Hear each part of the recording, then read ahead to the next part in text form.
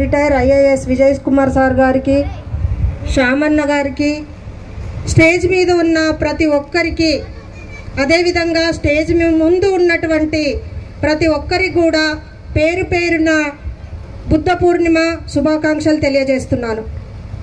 నాకు ఈరోజు చాలా సంతోషంగా ఉంది. ఎందుకంటే ఇక్కడ పురుషుల కంటే ఎక్కువగా మన మహిళలు కనపడతా ఉన్నారు.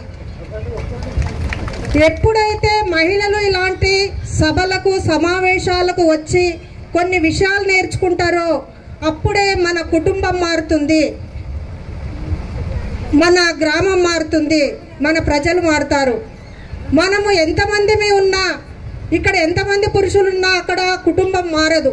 ఎప్పుడైతే ఒక వాస్తవం, బుద్ధుడు అంటే ఒక వాస్తవం, బుద్ధుడు అంటే ఒక జ్ఞానం, ఆ జ్ఞానాన్ని మనం ఇంటికి తీసుకుపోయి మనం అక్కడ ఆచరించాలి.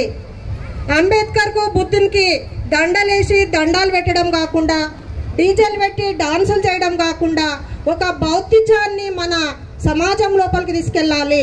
అంబేద్కరిజాన్ని సమాజం లోపలికి తీసుకెళ్ళాలి. అంబేద్కరిజాన్ని బౌద్ధిజాన్ని తీసుకుపోవడం ఏంటంటే, ఇంతకుముందే మన శ్యామన్న గారు చెప్పారు, ఎడ్యుకేట్ కావాలి. ప్రతి కుటుంబం లోపల ప్రతి ఒక్కరు కూడా చదువుకుంటేనే బాగుపడతారు, చదువు లేకపోతే బాగుపడలేం. చదివే మనకు జ్ఞానం, చదివే మనకు ఐశ్వర్యం, చదివే మనకు సంపద. ఎక్కడైతే చదువు ఉంటుందో అన్నీ ఉంటాయి, చదువు లేకపోతే ఏమి కూడా ఉండదు. మన అంబేద్కర్ గారు అంత పైకి ఎదిగి ఒక ప్రపంచ విజ్ఞానవేత్తగా అయ్యారంటే చదువు మాత్రమే. ప్రపంచం లోపల ఎంతమందిని చూసినా, ఎంతమంది మేధావులను మనం శోధించినా అక్కడ మన 32 డిగ్రీలతో ఆయన విజ్ఞానాన్ని సంపాదించారు. అలాంటి విజ్ఞానాన్ని సంపాదించిన వ్యక్తి ఈరోజు బౌద్ధిజాన్ని పుచ్చుకున్నారు. 1956 అక్టోబర్ 14వ తేదీన ఒక 5-6 లక్షల మందితో బౌద్ధిజాన్ని పుచ్చుకున్నారు. మనం ఇక్కడ ఇంతమంది ఆ రోజులలోనే ఆయన బౌద్ధిజాన్ని పుచ్చుకున్నారు. ఇప్పటికిప్పుడు 2023 లోపల గుజరాత్ లోపల మన మోదీ గారు ఉన్నటువంటి ఆ రాష్ట్రం లోపల ఒక 50,000 మందితో బౌద్ధిజాన్ని పుచ్చుకోవడం జరిగింది. ఇక్కడ బుద్ధ పూర్ణిమ రోజు మనం ఏం చేయాలంటే ఒక శపథం చేసుకోవాలి. నేను ఈ రోజు నుండి బౌద్ధిజాన్ని ఆచరిస్తాను, బుద్ధిజాన్ని పాటిస్తాను, అంబేద్కరిజాన్ని సమాజం లోపలికి తీసుకెళ్తాను అని మన లోపల ఒక శపథం చేసుకోవాలి, ఒక నిర్ణయం చేసుకోవాలి. స్పీచ్లు విని ఇంటికి వెళ్ళిన తర్వాత ఈ చదువుతాను విని ఈ చదువుతాను వదిలిపెట్టడం కాదు, మనం ఆచరణ లోపల పెట్టాలి. మనకు ఆశయాలు చాలా ఉంటాయి, మనం ఎప్పుడైతే దాన్ని ఆచరిస్తామో అప్పుడే మన సమాజం బాగుపడుతుంది. 1000 ఆలోచనల కన్నా ఒక్క చిన్న ఆచరణ మేలు. కాబట్టి మనం ప్రతి ఒక్కరం కూడా ఆచరించాలి. అంబేద్కర్ బౌద్ధిజాన్ని ఎందుకు పుచ్చుకున్నారు అనేది ఇప్పుడు మన కొబ్బరికాయలు, గుమ్మడికాయలు అవి ఏవైతే ఉన్నాయో అవన్నీ బౌద్ధాన్ని నాశనం చేయడానికి వచ్చినటువంటి సూచికలు. అది ఎలా అంటే, ఆ బౌద్ధిజంను నాశనం చేయడానికి బ్రాహ్మణులు, హిందువులు ఏ విధంగా అయితే దాన్ని బౌద్ధిజాన్ని నాశనం చేస్తూ వచ్చారో, ఇప్పుడు బౌద్ధిజం లోపల ఉన్న వాళ్ళని మొత్తాన్ని వాళ్ళను నరికి చంపండి, చంపేసేయండి, వాళ్ళు ఎవరు కూడా ఉండొద్దు అని ఒక శపథం చేసిండ్రు. వాళ్ళు ఒక రాజుగారు ఏం చెప్పిండ్రంటే, ఇక్కడ బుద్ధులు ఎవరు కూడా కనపడొద్దు అనేసరికి మొత్తం వాళ్ళందరూ ఏం చేసిండ్రంటే, ఎక్కడైతే బౌద్ధులు ఉన్నారో, ఎక్కడైతే వీళ్ళు బంతాజీలు ఉన్నారో వాళ్ళందరినీ కూడా మీరు చంపేసేయాలి అనేసరికి వాళ్ళు ఎవరైతే చంపుతారో వాళ్ళకు 100 నాణ్యాలు ఇస్తామని చెప్పారు. 100 వరహాలు 100 నాణ్యాలు వస్తున్నాయని వాళ్ళందరూ ఏం చేసిండ్రు, వాళ్ళని మొత్తము ఎక్కడ కనపడకుండా చంపడము, నరకడం చేయడం జరిగింది. ఆ విధంగా నరకడం ద్వారా వాళ్ళు ఎక్కడో వెళ్ళిపోవడము, ఎక్కడో తలదాచుకోవడం చేసిండ్రు. ఆ వెళ్ళిపోయిన వాళ్ళే నేపాల్, థాయిలాండ్, అక్కడ వివిధ దేశాల లోపల బౌద్ధిజం వెలుగొందుతుంది. మన భారతదేశం లోపల ఇది అంతా లేదు అని నేను అనుకుంటున్నాను.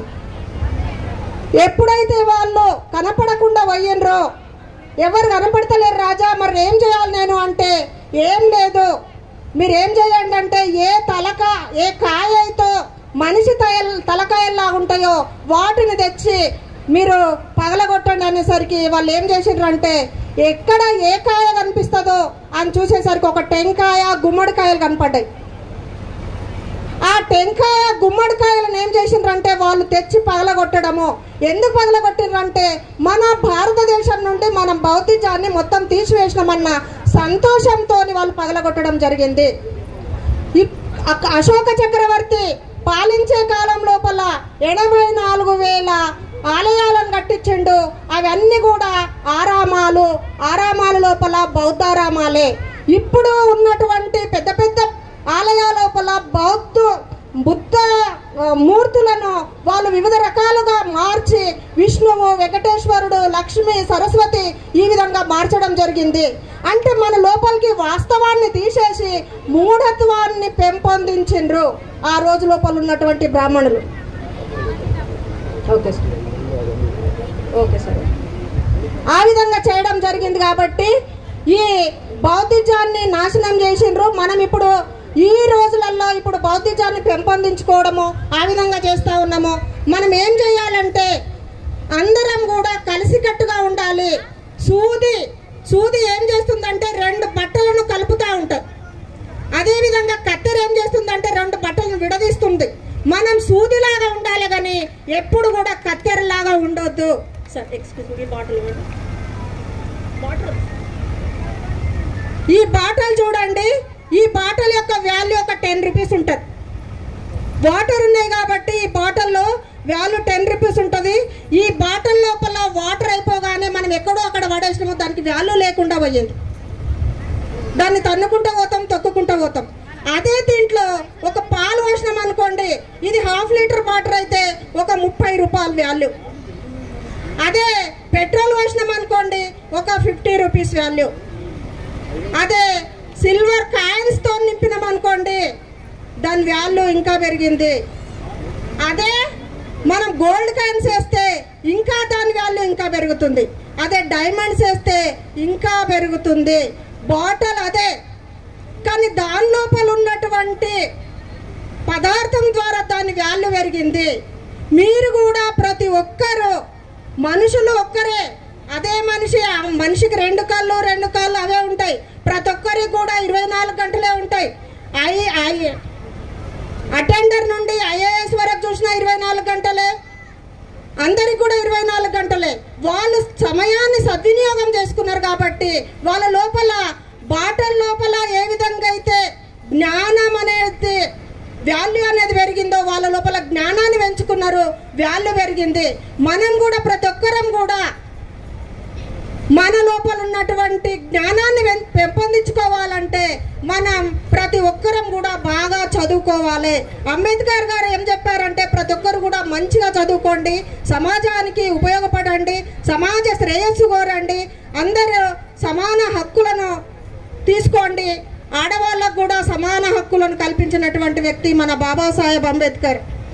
అందుగురించి ప్రతి ఒక్కరు కూడా మీ లోపల జ్ఞానాన్ని పెంపొందించుకొని మీ యొక్క వాల్యూను ఈ బాటిల్ లోపల ఉన్నటువంటి పదార్థం ఏ విధంగా అయితే వాల్యూ పెరిగిందో మీ లోపల ఉన్నటువంటి వాల్యూ పెంచుకోవాలని కోరుకుంటూ నాకు ఈ అవకాశం ఇచ్చినటువంటి వారికి అందరికీ కూడా హృదయపూర్వక ధన్యవాదాలు తెలియజేస్తూ ముగిస్తున్నాను. థ్యాంక్ యూ అందరికీ.